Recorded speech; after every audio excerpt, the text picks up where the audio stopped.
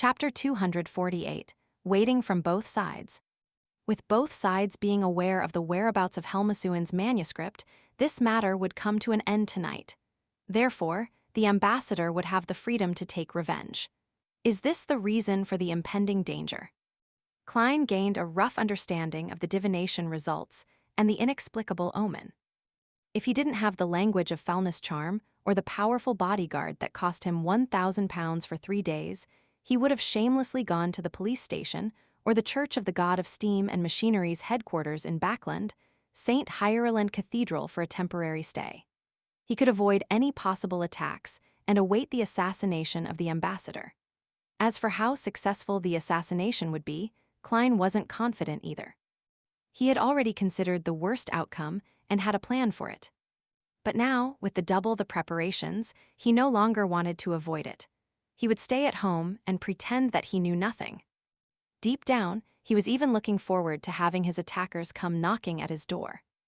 Sequence 9, Hunter Merceau was killed by me. If they send someone else again, they would at least be a Sequence 7 or even a Sequence 6 or 5. They might even come in numbers, but regardless, as long as I finish them, I'll obtain formulas and beyonder characteristics. I can then make up for some of my losses. Yes, I'll tell Miss Bodyguard that I had good luck and managed to benefit from the black ear that I bought and became a beyonder. After all, when the battle becomes intense, there's no way to hide it at that point. Besides, what I'm saying is nearly the truth. I did benefit quite significantly from the black ear. As Klein considered what would soon follow, he almost instinctively drew the sign of the crimson moon on his chest. May the goddess bless me that the beyonder who comes is the one from the seer pathway. He prayed silently. As he thought of this, he looked around the room for his bodyguard. He was worried that she would run away without a sound after hearing the whole story. The lights in the dining room were warm, illuminating the coffee table, sofa, and chairs. There was no one else in the room except him. As Klein gradually grew nervous, he suddenly saw a face appear on the glass cover of the gas lamp in the living room. The face was pale, with pale gold hair and delicate looks. This lady is quite confident in her own strength. Klein's mind calmed down and he whispered to himself, I'm also a beyonder. I made a gamble on an item I bought from Kasparz's gathering and benefited from it, but it was only beneficial for me. What he said was true. No matter what method he had to face, these sentences would endure a truth test. But when these two sentences were put together, one would think that the benefits made him a beyonder. The face on the glass cover nodded slightly and quickly disappeared without any other reaction. Klein's expression didn't seem to change, but he secretly exhaled in his heart. Without taking off his coat, he went back to the sofa and picked up a newspaper and started reading. After a while, the tinkling sound echoed again. Someone had rung his doorbell again. Who is it? Klein immediately tensed up. He stuffed his hands into his pockets, touching his tarot cards and language of foulness charm. He slowly walked towards the door, and with the help of his abilities as a clown, he predicted what he would see after opening the door. The crimson moon was still faintly visible. The elegant gas lamps were unchanged, and a sergeant in a black and white checkered uniform with 3 chevrons on his epaulets was impatiently waiting by the door. He had a short, brown beard, and he was none other than the sergeant who had dealt with Sherlock Moriarty's case of self-defense. I think Jurgen mentioned his name. Sergeant Faxine? Well, I can receive the £10 bail tomorrow or the next day. What is he doing here?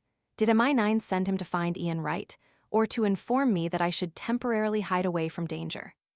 Confused, Klein grabbed the handle. Inside the Inti's embassy of Backland's Westborough, the lights were on. The scent of various perfumes and alcohol, accompanied by melodious melodies, stretched out to every corner. A ball was being held. During his years as an ambassador, Backerland had often held balls at the embassy, inviting the kingdom's bankers, big factory owners, philanthropists, and other well-known, rich and powerful people, as well as lawyers. Random opportunities were also given to some of the lower-ranked merchants. In this atmosphere, he would tell the guests about the prosperity and openness of Trier, and how the Inti's republic was no longer dominated by the likes of the nobles, bankers, factory owners, and lawyers. They, directly and indirectly, took over a large portion of the parliamentary seats, determining the direction of the government policies, enjoying true freedom and high statuses. Today, Bakerland was doing the same thing.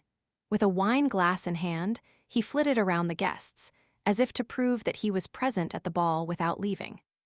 They should have gotten the manuscript by now. After learning that Ian Wright appeared at the telegraph office from that trembling detective, I've been putting plans into action. Now is the time to reap the rewards. Bakerland, with his thin but classy face, took a sip of the blood-like Aumere wine and headed for the balcony, intending to take a breath of the cool night air. After learning that Ian had sent the telegram, as a veteran conspiracist and professional intelligence officer, Bakerland was acutely aware that Ian was contacting his superior's superior. Therefore, he quickly made the double spy that had infiltrated the Fasak Empire's Backlund intelligence team investigate and obtain the meeting time, location, and manner agreed upon by Ian and the team leader.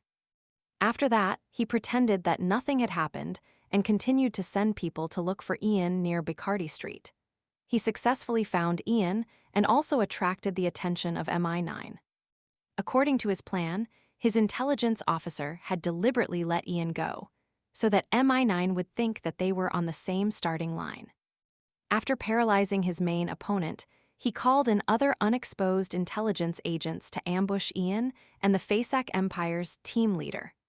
He wanted to find the manuscript and smuggle it out of the Lone Kingdom without being detected by the MI9. The situation had progressed as smoothly as he had expected, but the news that came back in the evening left his heart heavy. People from MI9 had actually appeared. They had appeared despite being supposedly fooled. With Risego around, it's definitely not because of divination. Besides, MI9 isn't good at divination at all.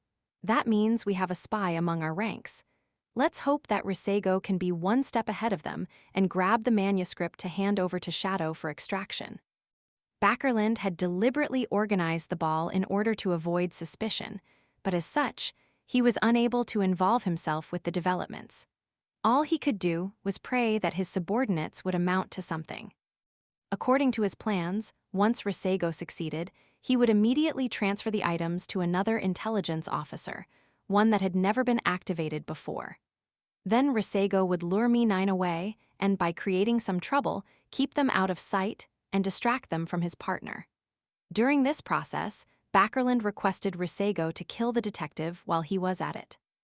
If it wasn't for him, no one from MI9 would have known about it. Everything would have gone smoothly.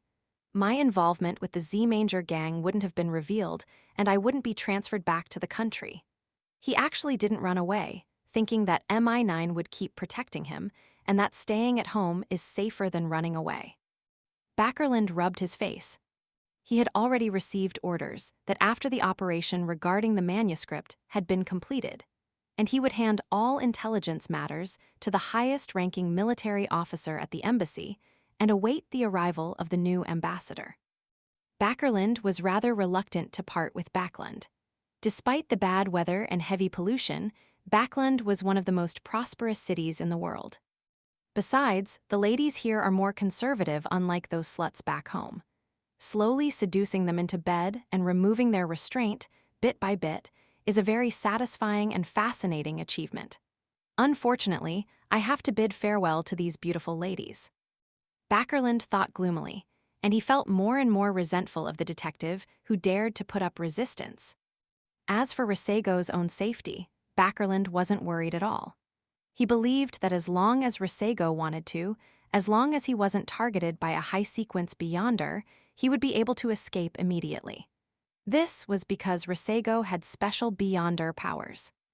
As he lost himself in thought, Bakerland's eyes suddenly lit up.